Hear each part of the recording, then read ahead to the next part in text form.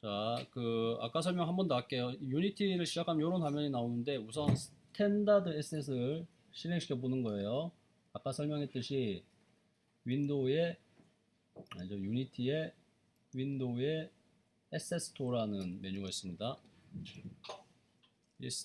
이 에셋 스토어에서 스탠다드 에셋을 검색을 해보세요.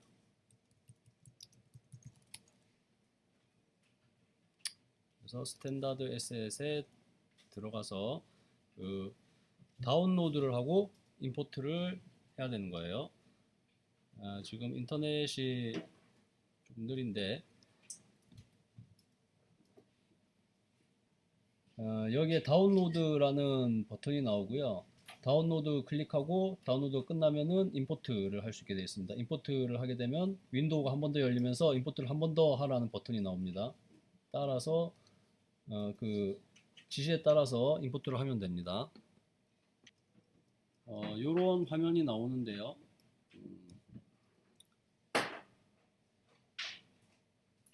프로젝트 탭에 들어가서요. 여러분들도 스탠다드 에셋을 다 받고 나면은 이렇게 하세요. 프로젝트 탭에 들어가서 샘플 씬 그리고 여기 씬이란 폴더가 한 번 더 있습니다. 샘플 씬 안에 씬이란 폴더에 들어가면 이렇게 유니티 아이콘이 있는 게 씬 파일들이에요. 요거를 클릭을 해서 오픈을 하면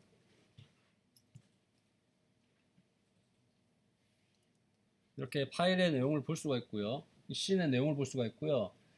이거는 지금 다 완성된 예제예요. 그래서 바로 여기 플레이 버튼 있죠. 플레이 버튼을 실행을 시키면은 이 예제를 실행해 볼 수가 있어요. 그래서 이 스탠다드 에셋은 이렇게 여러 가지 에셋을 완성된 형태로 만들어 놓은 거거든요. 자, 이런 식의 2D 캐릭터 애니메이션, 2D 플랫포머 게임 또 있고요. 그 다음에 자동차, 이건 풀 3D예요. 이렇게 맵까지 다 완성이 되어 있어요. 실행하면은 뭐 모든 게 다 돼 있습니다. 뭐 운전할 수 있는 거, 뭐 그다음에 뭐 소리 뭐 이런 것까지 다 나와 있는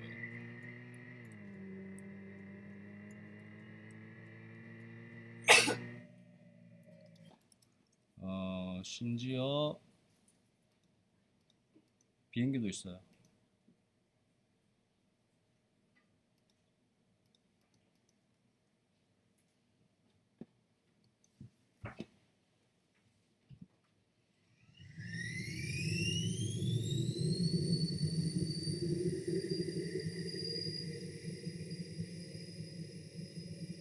이런 식으로 뭐 3D 캐릭터도 있고요.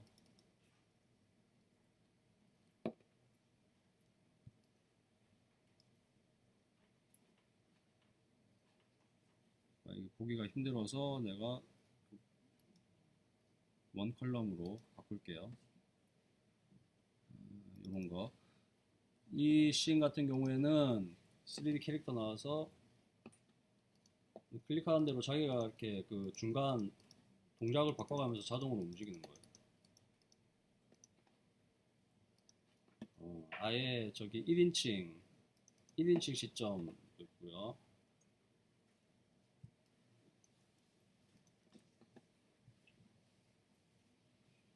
이런 식으로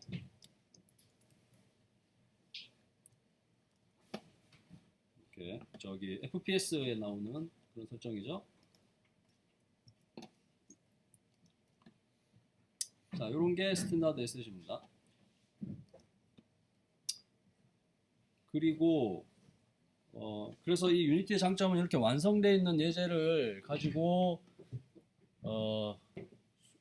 어떻게 하면 되겠어요? 거꾸로 완성되어 있는 것을 수정하는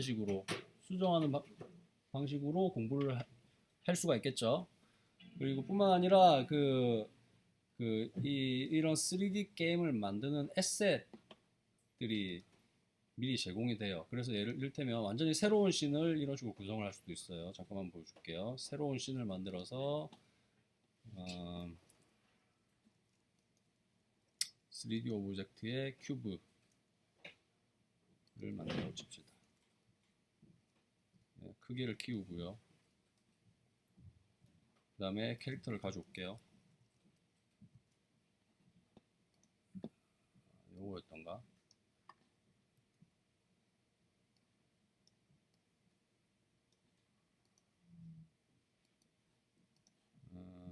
위치가 엇나가서요. 위치를 좀 바꿀게요.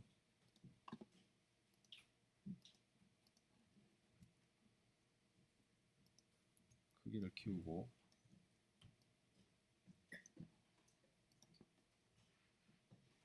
이거 실행해 보면은 바로 그 내가 만든 장면에서 바로 이렇게 움직이는 캐릭터를 불러올 수가 있어요. 아, 떨어져 버렸다. 떨어지면은 되살리는 기능이 없어서 새로 시작해야 돼요. 자기가 3D 모델링을 하잖아요. 그것을 가지고 와서요. 이 에셋에 그대로 그 모델만 바꿔치기 하면 돼요. 그러면은 나머지 기능은 그대로 쓸 수 있어요. 뭐 애니메이션, 그 다음에 컨트롤, 프로그래밍 이런 걸 다 그대로 쓸 수가 있는 거예요. 그 다음에 유니티의 장점은 이런 거예요. 특수효과 때 많이 쓰는 저기 이펙트 있거든요. 그런 건데 빠르게 보여줄게요. 이거를 3D로 만들고 메쉬로 만들고 모양을 스피어로 공 모양을 만들고요. 메터리얼을 디폴트 메터리얼로 하고요. 여기에 중력을 적용을 하면은 쟤들이 튀어 올라다가 떨어지거든요. 크기를 좀 작게 하고 스피드에 랜덤을 줘서 벌써 뭐 그럴싸하게 나오잖아요. 그런데 여기에 콜리전을 넣어서요. 이렇게 하면은 지금 뭐가 되고 있느냐면 지금 이 상자에 부딪혀서 튀어오르는 게 지금 되고 있는 거예요. 물리 시뮬레이션까지 되는 거예요. 그래서 이거 실행해 보면은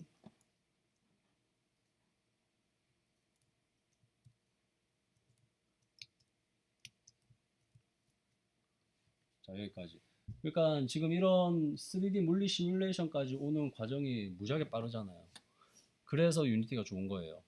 이거를 만약에 에펙이나 시네마 4D 같은 데서 하려면은요, 여기까지 오는데 한참 걸리거든요. 그리고요, 지금 이런 기능이 너무 편해서 어떤 경우에는 이 유니티를 영상을 만드는 데 사용을 하기도 해요. 지금 이 화면을 그대로 녹화를 하는 거예요. 왜냐면 이게 속도가 빠르니까. 물론 이 3D 렌더링 퀄리티는 떨어지지. 근데 이 떨어진 렌더링 퀄리티조차 후반 작업으로 더 좋게 만들 수도 있어요.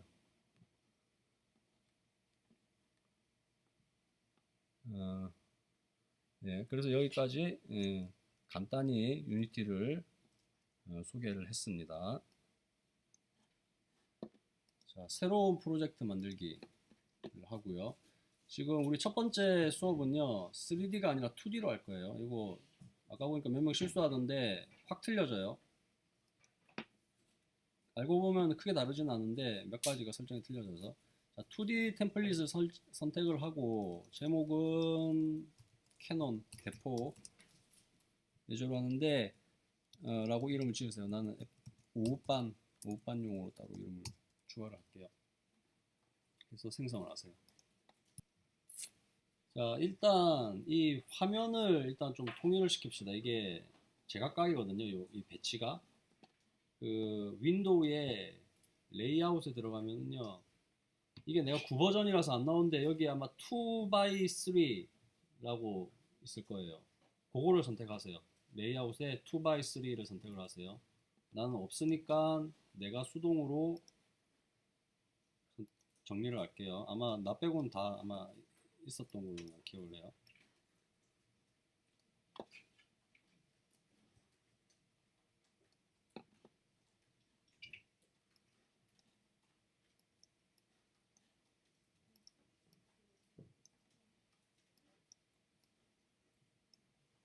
요런 화면으로 되어 있는 게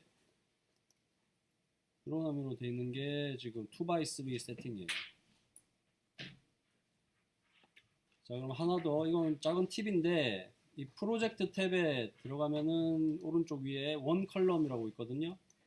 요걸 선택하면 좀 더 보기 쉬워질 거예요.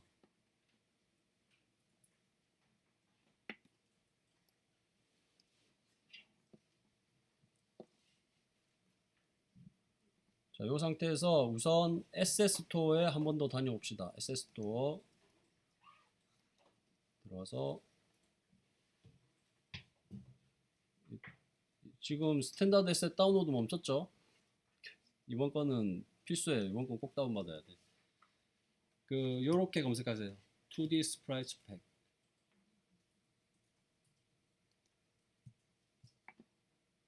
그래서 요거를 다운로드 받고 임포트를 하세요.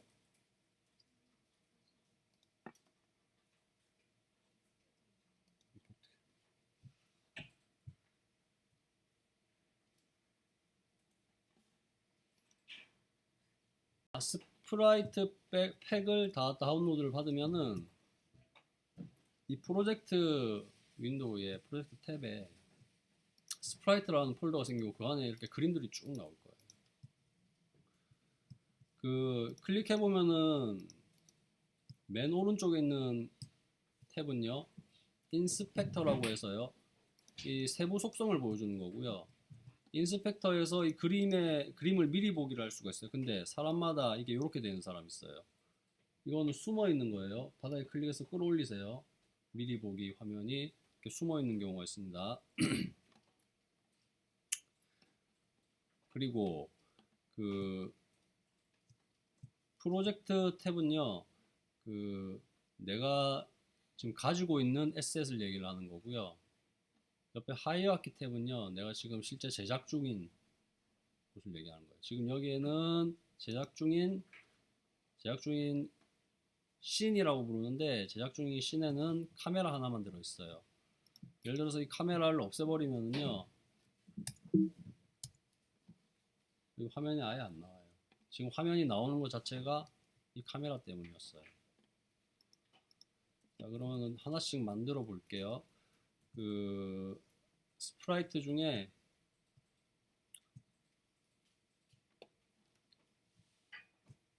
스카이 스프라이트라고 있어요.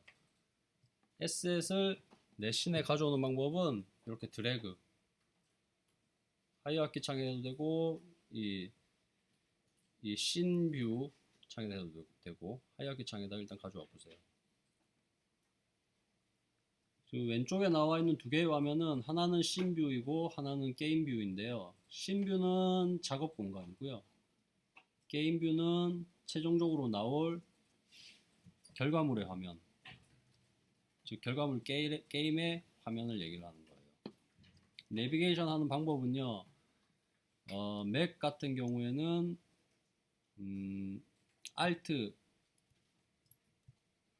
Alt와 또는 Alt 플러스 커맨드 버튼으로 요거 뭐라고 그러죠? 이 손바닥 툴, 이렇게 화면 움직이는 툴을 쓸 수가 있고요. 그 다음에 컨트롤 알트 키로 확대 축소할 수 있고, 확대 축소는 스크롤로도 할 수가 있습니다.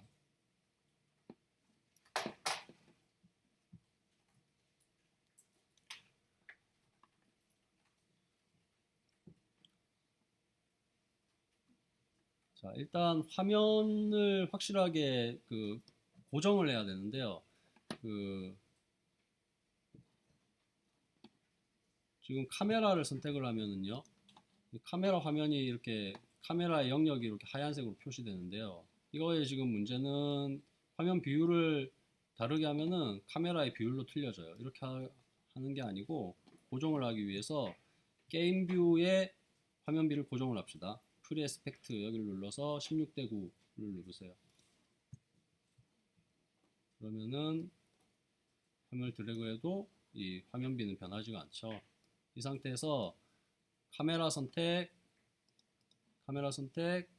카메라의 사이즈를 숫자를 수정을 해서요. 카메라가 카메라가 보는 영역을 이렇게 좀 줌 아웃을 좀 하세요. 자, 요 상황에서 스프라이트를 하나 더 불러오는데 그래스 씬 스프라이트 요거를 드래그를 해서 오는데요. 자, 보세요. 드래그 하자마자요. 이렇게 보이는 사람이 있고요. 안 보이는 사람이 있어요. 보통 안 보이는 사람이 더 많아요.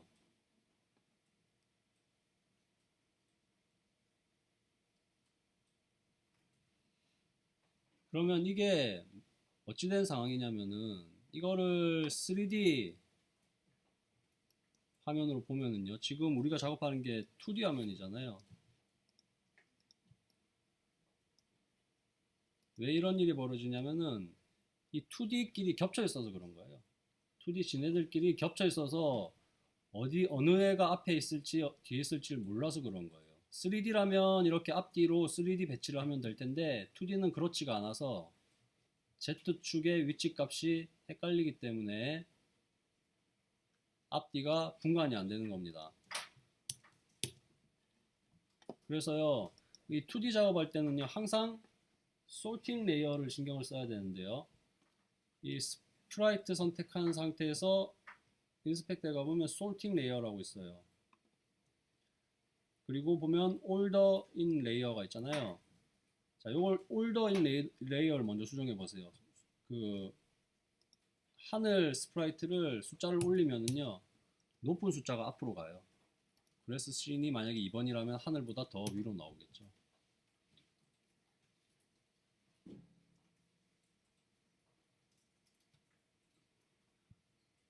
그런데 지금은 이렇게 하지 말고요. 둘 다 그 숫자는 0으로 만들고요. 솔팅 레이어 자체를 수정해 봅시다. 솔팅 레이어에 들어가서요. add sorting layer라고 있어요.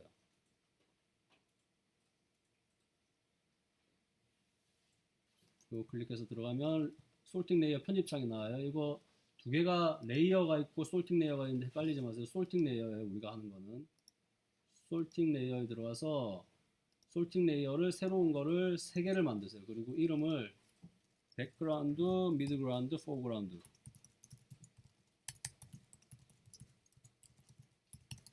이렇게 지으세요. 자, 이렇게 하고 다시 스프라이트를 선택을 해서 스카이는 백그라운드로 지정을 하고요. 그래스는 포그라운드로 지정을 해보세요. 그러면은 이 둘의 위치가 헷갈리지 않을 거예요.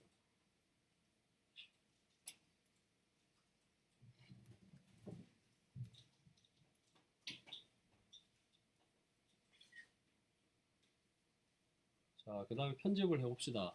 지금 좌상단에 툴바가 있는데 요거는 단축키가 QWERTY까지예요.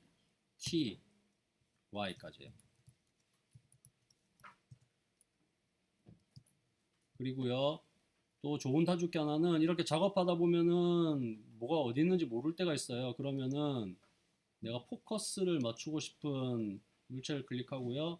F키, 단축키 F키 누르면은요, 확대를 해주는 거예요. 자, 그러면 그래스 씬 스프라이트를 편집을 하는데 그래스 씬 스프라이트 선택하고 R키로 스케일을 조정을 하는데 카메라 R키로 스케일을 조정을 하는데 이렇게 따로따로 하지 말고 가운데 거를 움직이면은 비례 스케일이 조정이 돼요. 비례해서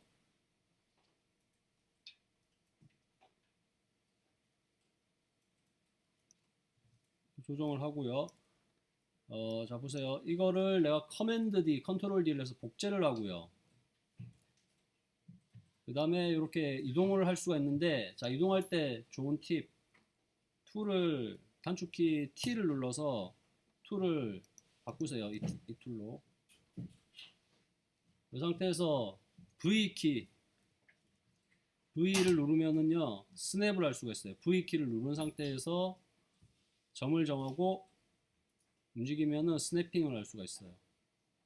자, 이런 식으로 커맨드 D 스냅, 커맨드 D 스냅 이런 식으로 작업을 쭉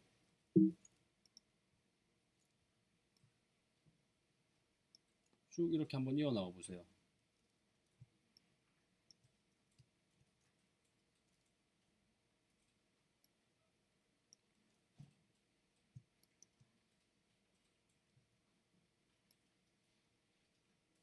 그래서 이렇게 배치까지 한번 해보세요. 자, 다음으로 넘어가겠습니다. 그 물체가 많으니까 지저분하네요.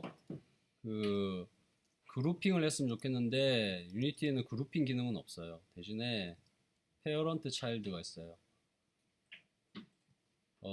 여러 개 나머지 물체를 이 드래그해서 한꺼번에 드래그해서 이렇게 다른 물체 밑에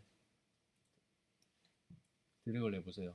그러면 이렇게 하이어키가 생겨요. 이런 거를 페어런팅이라고 하는데 한국말로는 부모 자식이라고 불러요. 위에 게 부모, 밑에가 자식. 그래서 한마디로 자식으로 만든다라고 표현을 하면 돼요.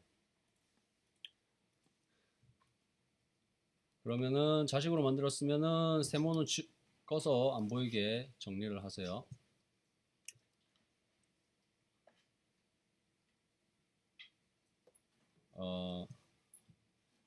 이 부모를 선택한 상태에서요.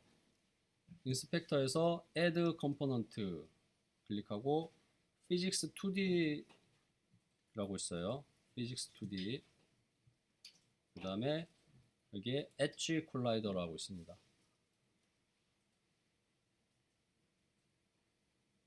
이거 클릭하면은 엣지 콜라이더가 더해지는 거예요. 지금 이게 옆에 있는데 지금 있는데 안 보이는 건데 Edit 콜라이더를 눌러보세요. Edit 콜라이더 누르면은 이렇게 편집을 할 수 있게 돼요. 이 지표면이랑 딱 일치하게 수평으로 일단 한번 만들어 보세요. 자, 그리고 다음 스프라이트 중에 볼링 공 모양 있거든요. 볼링 볼 스프라이트. 요거 가져오세요. 가져오면 화면에 안 나와요. 안 나오는 이유가 뭐예요? 솔팅 레이어 때문이에요. 이거 계속 생각하세요. 한동안 왜 안 나오지? 이럴 때 되게 많아요. 이게 다 무조건 솔팅 레이어 때문이에요. 들어와서 크기를 조금 좀 잘 보이게 조정을 해보세요. 그 볼링볼은 솔팅 레이어를 미드 그라운드로 설정하세요.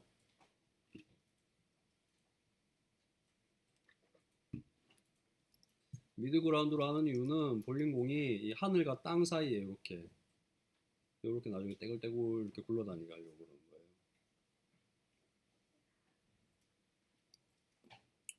그 다음 인스펙터에 가서 볼링볼에 Add Component Physics 2D Rigid Body라고 있거든요. Rigid Body 2D라고 있어요. 이거도 하세요.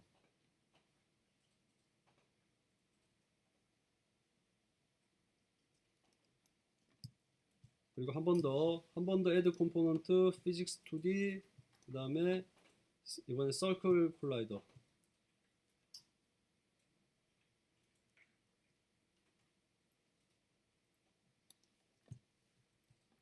서클 콜라이더가요 이렇게 크게 나와요.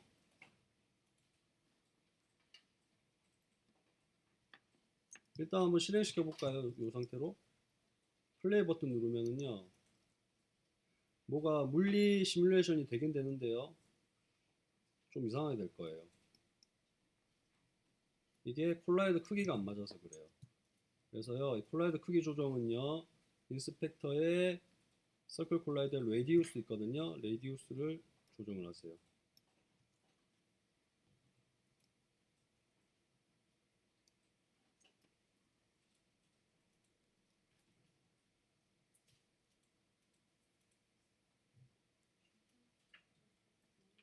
자 이렇게 하고요.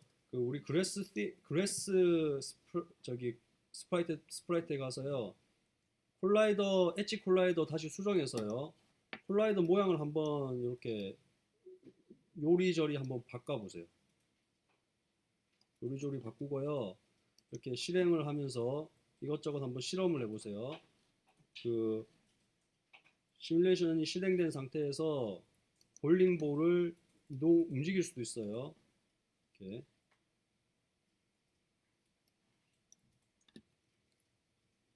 요거 떼굴떼굴 굴러다녀서 이렇게 착 잡기 힘들다 싶으면은 요거 이 로컬을 글로벌로 바꿔보세요. 그러면 조금 더 클릭하기 쉬워져요. 이렇게.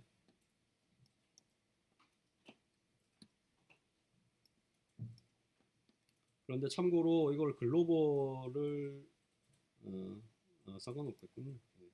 네. 이거를 필요에 따라서 로컬, 글로벌 이러면서 바꿔가면서 사용을 하는 거예요.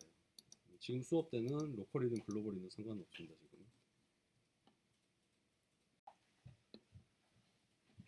지금. 이번에는 프리팹이라는 걸 만들어 볼 텐데요. 프리팹은 유니티의 거의 핵심적인 기능 같은 거예요. 잘 활용을 해야 돼요. 볼링공을 프리팹으로 만들 건데, 프리팹 만드는 법은 하이라키에서 프로젝트를 거꾸로 드래그를 하면 되는데, 좀 정리를 좀 하려면은 에셋 폴더 안에 집어넣으세요. 자, 이렇게 하면은요, 아이콘 모양이 파란색 정명처럼 바뀌죠. 이게 프리팹 아이콘이에요. 이 프리팹 아이콘을 만드는 이유는 이런 거예요. 플레이를 시키고요. 프리팹을 이런 식으로 직접 복제해서 집어넣을 수가 있어요. 즉, 이 프리팹이라는 기능은 뭐냐면은 원본을 만들어 놓고요. 그것을 복제해서 사용을 하는데 쓰는 거예요.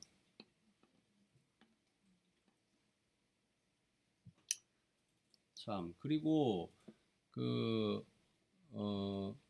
전에 하나 짚고 넘어가야 될 게, 지금 플레이 버튼을 누른 상황에서, 그러니까 게임이 실행 중인 상황에서요, 우리가 이걸 이리저리 편집을 하잖아요. 편집을 하잖아요. 플레이 버튼, 이제 플레이를 모드를 끝내잖아요. 그럼 이거 다 죄다 원상복구돼요. 그러니까 이거는 이 플레이는 게임을 실행하면서 이리저리 편집을 해보라는 그런 기능이에요. 끝나면은 다 원상복구 되는 거예요. 그래서 가끔가다 실수로 이거 켜놓고 작업할 때 있거든요. 그러면 이거 끄면서 그냥 다 날리는 거예요. 이거 조심해야 됩니다. 자, 프리팹이 있는데, 자, 그럼 프리팹을 이렇게 한번 프리팹 저장을 했으면은 하이라키에 여러 개를 이렇게 불러와서 가져올 수도 있고, 그 다음에 이 화면에서 복제를 할 수도 있어요. 커맨드 복제를 하는 것도 이렇게 프리팹을 개수를 늘리는 것과 같은 기능이에요. 자, 이렇게 있는데, 자, 여기서 프리팹을 편집을 하는 방법을 배워볼게요. 프리팹 편집하는 방법은 두 가지 방법이 있는데, 이 프리팹의 오른쪽에 세모를 누르면은요, 나오는 게 프리팹 편집 모드예요.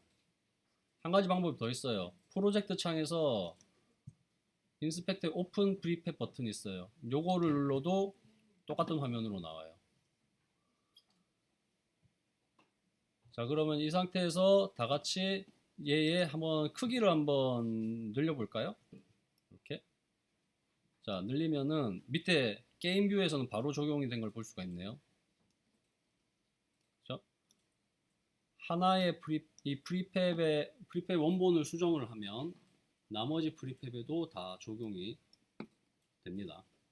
그런데 문제가 하나가 있어요. 이 프리팹은요, 각각의 복제본을 편집을 할 수가 있어요. 그래서 예를 들어서 색깔을 다 바꿔 봅시다. 여기 보면 컬러 툴을 클릭을 해서요, 틴트 컬러를 바꿀 수가 있어요. 이렇게.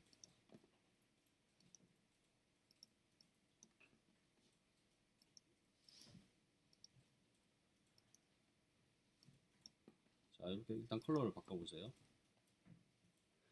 자, 이와 같이 프리팹은 복제본들을 제각각 편집을 할 수가 있어요. 그런데 이 문제가 뭐가 있느냐면은 이렇게 한 상태에서 내가 다시 원본에 들어가서요. 원본 편집을 들어가서요. 얘 색깔을 글쎄 보라색으로 한번 바꿔볼까요? 밑에 게임 뷰에서 볼 수가 있네요. 보라색으로 바꾸는데요. 이 두 개만 적용이 돼요. 이게 왜 그러냐면은 나머지 세 개는 우리가 편집을 해서 손을 댄 상태잖아요. 그래서 얘는 원본의 영향을 받지 않는 거예요. 더 이상 손을 댄 순간부터 손을 댄 항목에 대해서만. 예를 들어서 크기를 만약에 바꾼다 그러면 다른 그 복제본들이 저 크기는 손을 안 댔기 때문에 다 같이 영향을 받아요.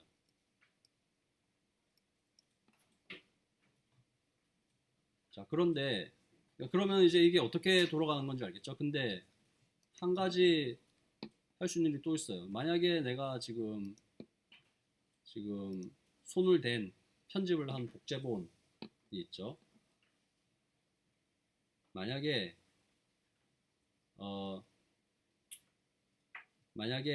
얘도 원본의 영향을 받게 하고 싶다. 그러면 어떻게 해야 될까요? 우측 위에 보면 오버라이드라고 있어요. 여기에 가면은 리버트가 있고 어플라이가 있어요. 리버트는 원본으로 되돌린다는 소리예요. 그래서 리버트를 하면요, 얘는 이제 앞으로 그 편집한 사안이 없어지고 그 원본의 영향을 받는다는 소리예요. 반대로 지금 나는 이 파란색을 적용을 하고 싶어요. 이 편집한 내용을. 그러면 오버라이드에 보면은 어플라이가 있어요. 이게 바로 이거를 원본에 적용을 하겠다. 그래도 여전히 따로 손을 댔던 이 초록색 편집본은 영향을 안 받죠. 이렇게 작동하는 게 프리팹 편집이에요. 자, 그리고 이쯤에서 저장을 합시다. 저장하는 방법은요.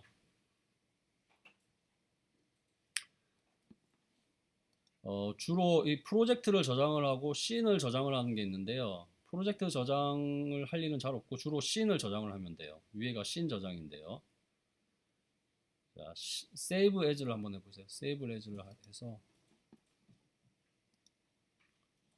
위치는요. 에셋 폴더의 씬 폴더 안에 캐논 이라는 이름으로 저기 씬을 저장을 해봅시다. 헷갈리니까 캐논 씬이라고 할까요? 이렇게 저장을 하면 이 파일은 앞으로 어디에 있느냐면은 씬 폴더 안에 캐논 씬이라고 저장되어 있는 거예요. 이 씬 파일이 중요한 거예요. 이 씬 파일이 예를 들어 샘플 씬은 최초의 이 씬을 얘기하는 거고 캐논 씬이 우리가 작업하던 이 씬을 얘기를 하는 거예요.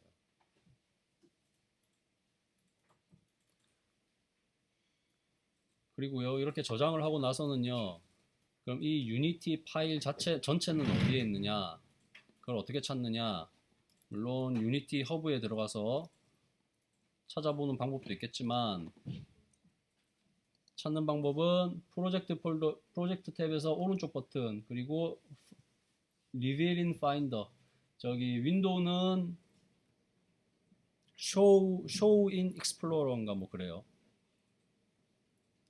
이걸 클릭하면은 이 폴더가 들어있는 위치를 파인더에서 보여줘요. 보면은 우리가 처음에 만들었던 프로젝트 이름 있죠. 캐논 애프터눈 이 안에 하부 폴더들이 여러 개가 들어있어서 하부 폴더들이 있어서 그 안에 우리가 만든 뭐 씬도 있고 뭐 프리팹도 있고 여기 이것저것 프리팹도 있네요. 이것저것 저장이 되는 거예요. 그러면은 여러분은 이 작업을 이동을 시킬 때 다른 컴퓨터로 가져갈 때 어떻게 해야 돼요? 이 폴더 전체를 가져가야 되는 거예요. 폴더 전체를 가져가고요. 가져간 컴퓨터에서는요. 그 프로젝트에 이게 나오지 않아요. 없어요. 그러면 어떻게 해야 되느냐? 추가 버튼 눌러가지고요. 이 프로젝트를 추가하기를 해주면은 그 다음부터 이 화면에서 볼 수가 있는 거예요. 우리가 직접 그린 그림을 불러와서 사용하는 방법을 배워봅시다. 우리 게시판 있죠? 수업 게시판에 보면요, 내가 이미지 파일 하나 올려놨어요. 그걸 다운을 받으세요. 그리고 혹시 이 동영상 보는 사람 중에 게시판에 접근을 할 수 없는 사람이 있으면은 이 주소에서 이미지를 다운받으세요.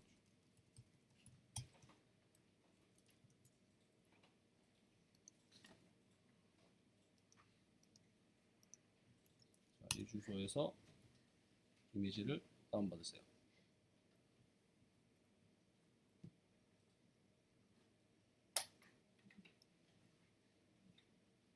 자, 이러한 이미지를 다운받으면 됩니다. 자, 그러면 다운로드 받은 파일을 또는 내가 직접 만든 파일을 불러와 보자고요. 캐논이라는 이미지가 있어요. 이거 유니티에 불러온 방법은 유니티에 직접 이렇게 이 프로젝트 탭으로 드래그해도 돼요. 이렇게. 근데 이거 조금 가끔 실수하는 사람들이 있더라고. 이렇게 해도 되고요. 또 다른 방법은 아까 SF 폴더를 파인더 앤 익스플로러에서 보는 법 배웠죠. 이렇게 해서 이 위치를 열고요. 폴더에서 폴더로 직접 카피 페이스트 하는 방법도 있어요. 이렇게 하고 유니티에 들어와 보면은요, 이렇게 생성이 되어 있는 게 볼 수가 있죠. 자, 캐논 클릭해 보면은요, 이렇게 이미지를 바퀴랑 몸통이랑 구분을 해서 만들어 놓았어요. 요거를요, 편집을 하는데 스프라이트 모드를 싱글이 아니라 멀티로 바꾸세요. 그리고 어플라이를 누르세요. 어플라이 누른 상태 누르고 스프라이트 에디터를 누르면요, 이 스프라이트 편집을 할 수 있어요. 어떻게 편집해? 두 개의 이미지를 나눠 주세요. 드래그해서 영역을 바꾸세요. 이렇게 하나, 둘, 몸통과 바퀴를 나누어서 이미지를 저기 크로핑을 하고요. 크로핑 할 때 이거 있죠, 이거 중심점을 신경 써서 작업하세요. 바퀴는 바퀴 축에다가 중심을 넣고요. 대포는요, 약간 벗어나게 이렇게 아래쪽에 넣으면은 이따가 제일 이쁘게 결과물이 나올 거예요. 여기까지 했으면 어플라이 버튼을 누르면 됩니다. 이렇게 스프라이트를 나누면은 세모 클릭해보면 이렇게 두 개로 나눠져 있어요. 두 개를 각각 불러올 수 있거든요. 바퀴, 몸통. 바퀴 불러오고요. 몸통 불러오세요. 둘 다 화면에 안 나와요. 이게 정상이에요. 왜 안 나와요? 저거 소팅 레이어 때문이죠. 소팅 레이어를 미드 그라운드로 놓으세요.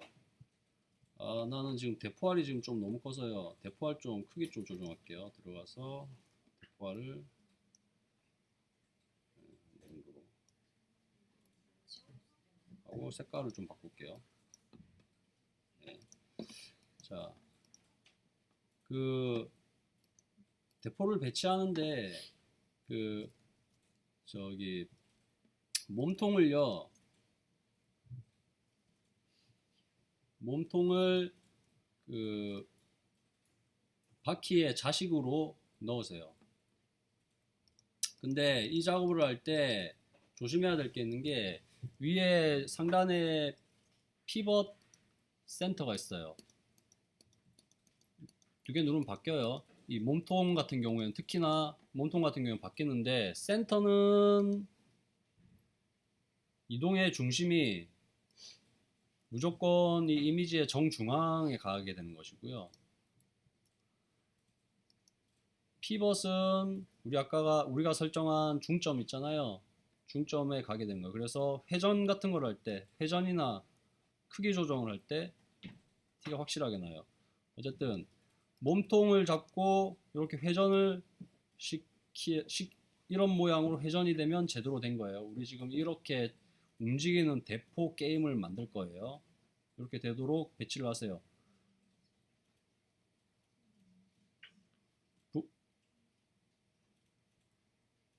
예를 들어서 대포 몸통 여기에 있으면은 회전축이 여기서 이렇게 움직이잖아요. 그죠? 그래서 이 회전축을 바퀴 중점으로 움직이라는 얘기예요.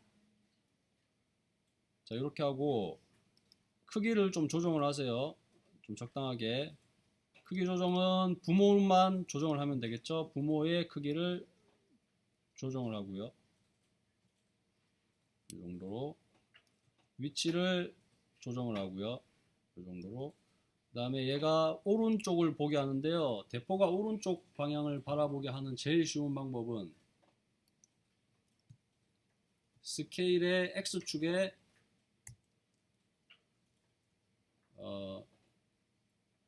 음수를 곱하는 겁니다. 이렇게 하면은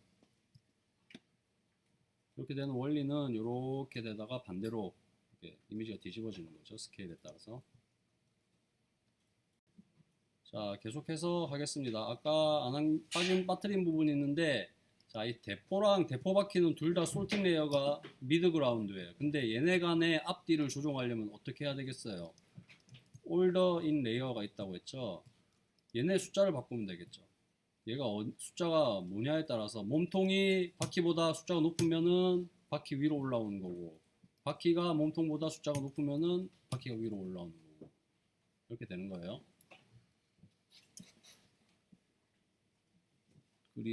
자, 여기까지 했으면은 쉬운 건 다 끝났고, 신나는 코딩을 해봅시다. 스크립트를 만들 건데, 스크립트 만드는 방법은 오른쪽 버튼인데 에세 폴더 안에 있게 에세 폴더에서 오른쪽 버튼 누르세요. Create. 우리는 항상 C# 스크립트를 만들 거예요. 자, 만들고 나서 이름 조심하세요. 이름을 처음에 잘 지으세요.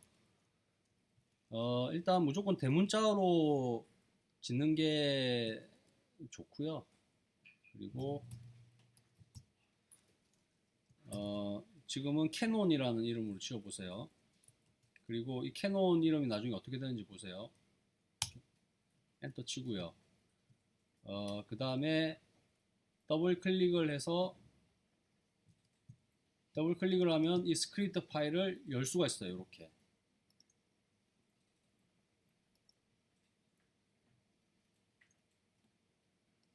그러면은 여기서 눈여겨봐야 될 것은 여기 클래스 이름이 방금 우리가 지은 이름이랑 동일하게 돼 있는다는 거예요.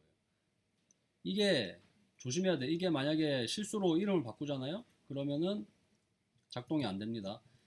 스크립트 만들 때 순서를 잘못 만들어서 C# 스크립트 만들고 이름 바꾸기 깜빡했다. 그러면은 이 파일에 들어가 보면은 클래스 이름이 이런 임의의 이름이 만들어져 있는 거예요. 그러면은 나중에 이 스크립트 이름을 자기 마음대로 바꾸고 싶어요. 캐논 2 이렇게 바꾸고 싶어. 그러면은 어떻게 되느냐?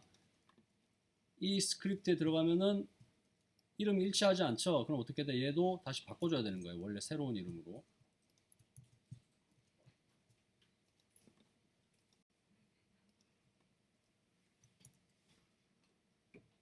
스크립트를 더블 클릭해서 스크립트 편집창으로 갑시다. 비주얼 스튜디오가 현재로서는 가장 편해요. 맥이나 윈도우나.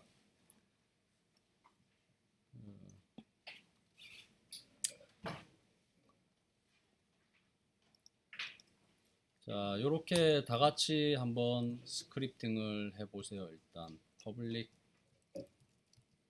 플롯 앵글은 0.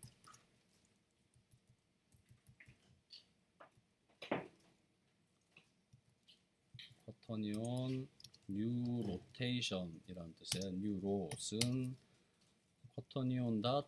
자, 이거는 우리 프로세싱이랑 다르게 자동 완성 기능이 있어요. 이 비주얼 스튜디오는 이 비주얼 스튜디오가 좋은 게 자동 완성이 있으니까 요거를 잘 활용을 하세요. 오일러 닷 0f 0f 앵글 그리고 트랜스폼 닷 로테이션은 뉴로.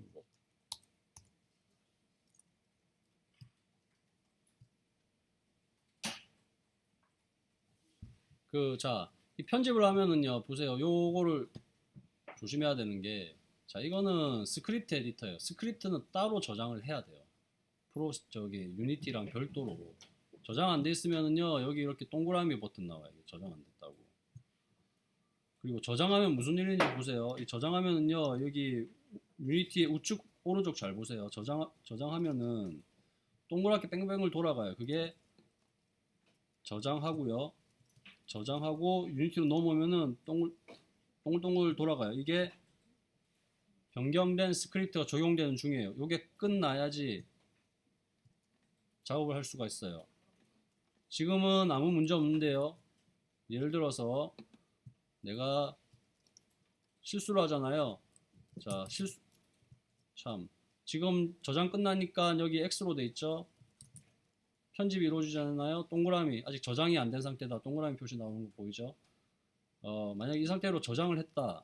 그러면은 무슨 일이 일어나느냐? 저장하고 유니티로 가잖아요. 뱅뱅 돌아가고 왼쪽에 빨간 글자.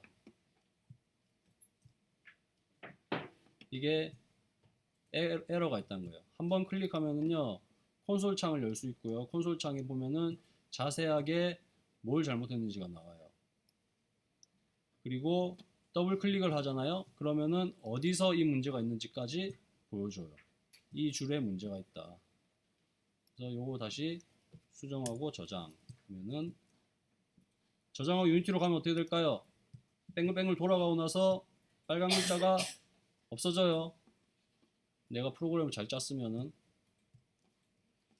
자, 여기까지 됐으면 스크립트를 내 게임 오브젝트에 적용을 해야 되는데, 적용하는 방법은, 자, 캐논 몸통에다가 적용을 합시다. 캐논 몸통 선택을 하고 여기에 스크립트를 드래그 해도 되고요. 또는 add component 하면은 내가 만든 캐논 검색하면 나와요. 제대로 만들었으면. 에러 있으면 검색 안 돼요. 캐논에서 이렇게 추가할 수가 있어요. 그러니까 이 상태에서 한번 실행시켜 보세요.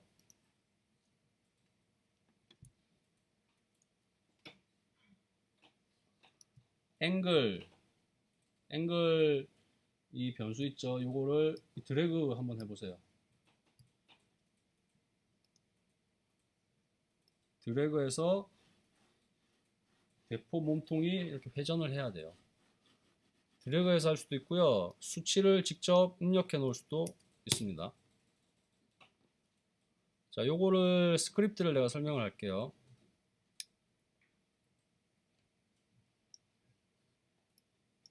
스크립트 설명하기 전에 우리 저번 시간에 배운 거 한번 기억해 보세요. 우리 저번 시간에 함수와 프로퍼티를 배웠어요. 앞으로 함수는 메서드라고 부를게요. 왜냐하면 유니티에서는 함수라는 용어를 안 쓰거든요. 메서드라고 써요. 두 개가 같은 뜻이에요. 어쨌든 메서드랑 함수랑 어떻게 알아본다고 했죠? 다 클래스에 따라온다고 했죠. 클래스 이름 있고 그 다음에 점이 나오고 점 다음에 메서드 또는 프로퍼티 이름이 나온다고 했는데, 메서드랑 프로퍼티 차이는 가로가 있느냐 없느냐. 가로가 있으면 가로 안에는 파라미터가 들어가는 거예요. 그리고 이 메서드와 프로퍼티의 역할은 뭐냐면, 크게 사람이라는 클래스를 생각하면은 어떤 기능을 만들어내는 것, 걷다, 뛰다 가 있었고, 프로퍼티는 이 사람의 특징, 키, 몸무게, 예를 들면 이런 것을 말하는 거였죠. 한 가지 더 기억할 것은, 메서드 중에는 값을 반환하는 메서드가 있었어요. 그래서 이런 식으로 사용이 가능했어요. 변수는 메서드 이런 식으로 사용을 한 적이 있는데, 이게 뭐냐면은 이 두 개가 같다는 뜻이 아니라, 이 꼴이 같다는 뜻이 아니라 뒤에 있는 것을 앞에다 넣어주는 것.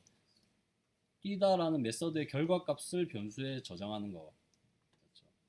반대로 프로퍼티는 직접 이런 식으로 수정을 했어요. 우리가 원하는 값으로 이런 식으로 집어넣으면은 이 클래스의 특징이 바뀌는 거였죠. 클래스의 행동 방식이, 작동 방식이 바뀌는 거였죠.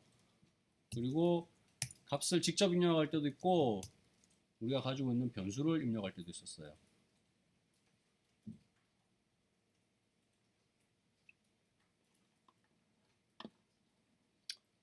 요거를 기억하고 지금 우리 코드를 보면 그 퍼블릭은 다음 시간에 설명할게요. 플롯은 알죠? 실수 변수를 만들었어요. 앵글이라는 이름으로. 만들자마자 0이란 값을 집어넣었는데 f는 뭐냐? 이제 유니티부터는 유니티가 헷갈려요. 이게 실수인지 정수인지. 0은 정수인데 얘가 헷갈린단 말이에요. 그래서 f가 플롯이라는 약자로 얘는 실수 0인데 실수다 라고 이렇게 항상 실수 뒤에는 f를 붙여주는 거예요. 지금 앵글에는 0이 저장돼 있어요. 마지막에 보면은 트랜스폼 닷 로테이션 뉴롯 이런 게 나왔는데 뉴롯은 뭐냐면은 회전값이에요.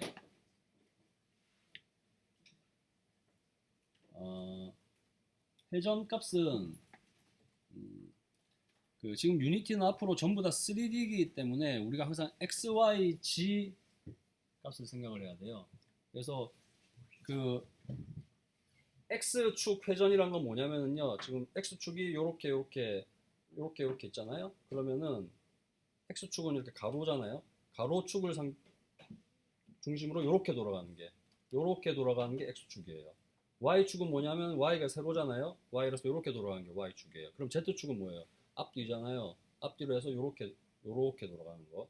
요게 z축인 거예요.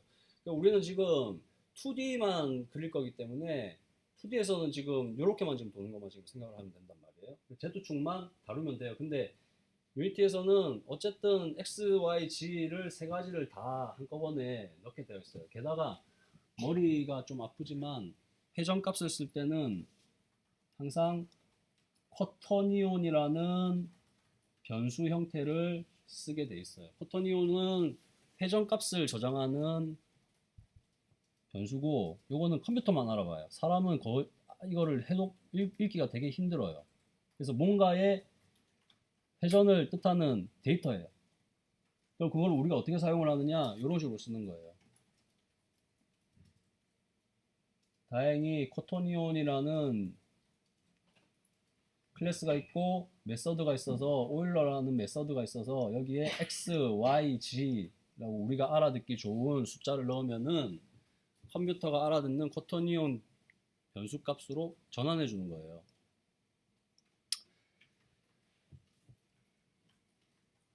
자, 그래서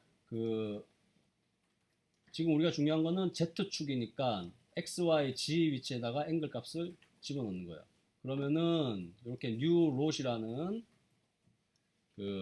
쿼터니온 값이 생겨났고 밑에 transform dot rotation 트랜스폼이라는 클래스가 있고 dot rotation 뭐겠어요? 프로퍼티겠죠.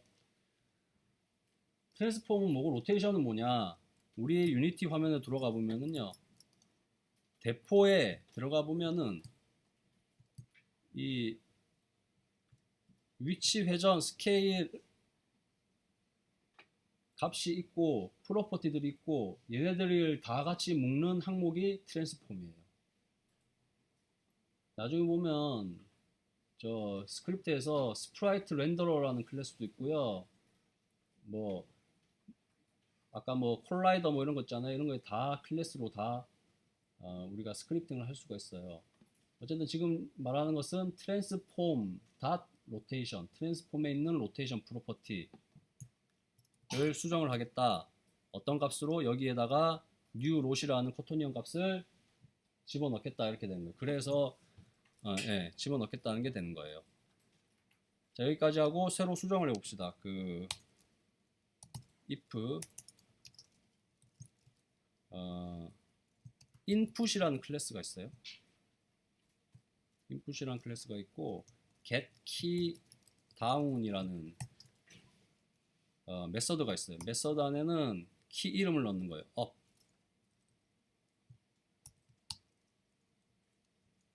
조건문을 하나 더 만들어서 이번에는 다운이라고 집어넣고요. 이 조건이 충족될 때 일어나는 일은 앵글 플러스 1 다운일 때는 마이너스 1 참고로 이 일에는 왜 F를 안 붙이느냐, 이거 F 붙여도 돼요. 이렇게. F 붙여도 되는데 지금 이 상황에서는 이미 지금 실수를 한 걸 컴퓨터가 알고 있기 때문에 따로 F를 붙일 필요는 없어요. 다 썼나요? 자, 저장하고 유니티로 넘어가서 실행을 해보면 지금 실행 중이었으면 멈췄다가 다시 실행을 하세요. 스크립트가 바뀌었으니까요. 들어가면은 키보드 위아래 키 있잖아요. 이걸 눌러서 대포의 대포 몸통을 회전시킬 수가 있어요. 근데 불편해요. 이거 계속 여러 번 갈겨야 되잖아요, 키보드를. 그래서 요거를 한번 바꿔봅시다. 스크립트 넘어가서 getKeyDown이라는 메서드 이름을 바꾸세요. getKey라는 메서드가 또 있어요. 메서드를 바꾼 거예요. getKeyDown을 getKey라는 메서드로 바꾼 거예요. 저장하고 실행시켜 보세요. 그러면은 누르고 있는 동안 쭉 움직여요. 이렇게.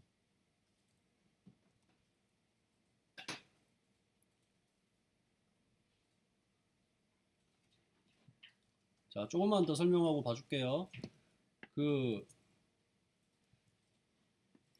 자, 그러면은 이 인풋에 대해서 알아봅시다. 자, 지금 우리는 input이라는 클래스를 사용을 하고 있는데요. input 점 뒤에 메서드를 넣으면 되는데, input에는 여러 가지 메서드가 있어요. 키가 있는데 키 다운도 있고 키 업도 있어요. 이게 뭐냐면은 키 다운은 키보드가 눌러지는 순간 한 번만 작동하는 거예요. 그 다음에 키는 누르고 있는 동안 계속 연속적으로 작동하고요. 키업은 눌렀다가 손가락이 띄어지는 순간 작동을 하는 거예요. 한 번만 작동하는 거예요. 생각해보면 이것을 구분을 해서 프로그램을 짜야 될 때가 있어요. 그래서 이렇게 구분해 놓은 거고, 이때 저 파라미터에는 다운표 안에 키 이름을 넣게 돼 있어요. 지금 우리가 업, 다운을 넣었잖아요. 화살표 왼쪽 키, 오른쪽 키는 이름이 뭐겠어요? 레프트, 라이트예요. 그리고 이런 메소드도 있어요. 마우스 버튼이 있는데요. 똑같은 방식이에요. 마우스 버튼 다운은 마우스가 눌러지는 순간 한 번 실행, 마우스 버튼은 연속적으로 계속 실행, 마우스 버튼 업은 눌렀다가 띄어지는 순간 한 번 실행이고요. 파라미터는 이번에는 큰 다운표 안 쓰고요. 숫자로 넣는데요.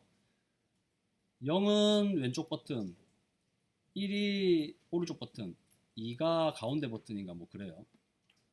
자, 그러면은 지금 배운 거 써먹어봅시다. 마우스 버튼으로 바꿔보세요. 마우스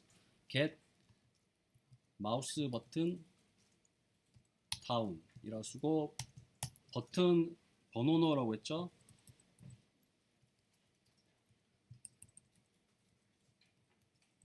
밑에는 1번. 자, 이거 저장시키고 한번 실행시켜 보세요. 이번에는 마우스로 이 회전을 시킬 수가 있을 거예요.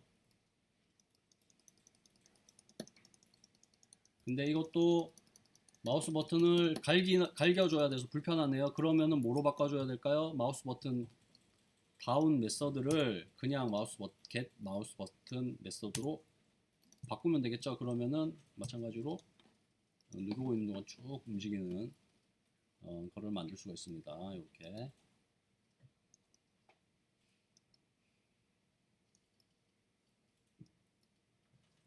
우리 저번 시간에 불리언이라는 변수 형태 기억나나요? 얘는 true or false, 참 또는 거짓을 만드는 값이었죠. 아까 메서드가 값을 반환할 때가 있다고 했죠. input 메서드는요, 참 또는 거짓, true or false를 반환을 하는데요. 키가 눌러지면 참, 아니면 거짓을 만들어 주는 거예요. 그래서 여기에 if 조건문 안에 이 메서드를 넣으면은 키가 눌러질 때는 마우스 버튼이 눌러질 때는 참이 나오니까 조건문이 실행되고, 그렇지 않을 때는 조건문 실행이 안 되는 건 거예요. 그리고 그럴 때 플러스 1은 앵글 값이 증가를 하니까 대포가 오른쪽으로 회전을 하고, 마이너스 1은 감소를 하니까 이게 왼쪽으로 회전을 하는 결과가 나오는 겁니다. 근데 자, 이게 지금 무슨 말인지 모르겠으면은요, 그냥 이거 다음에 이거 복사해서 쓰세요. 복사해서 쓰는데 그것만 알면 되겠죠. 일단 1을 바꾸면 어떻게 되겠어요? 방향이 바뀌겠죠. 이거를 마이너스 1을 플러스 1로 하면 방향이 바뀌어요. 1을 10으로 만들면 어떻게 돼요? 회전하는 속도가 빨라지는 거예요. 그 다음에 메서드 이름을 바꾸는 거에 따라서 키보드 인풋, 마우스 인풋으로 바꿀 수 있는 거예요. 그것만 할 줄 알면 되는 거예요. 네, 오늘은 여기까지 하겠습니다.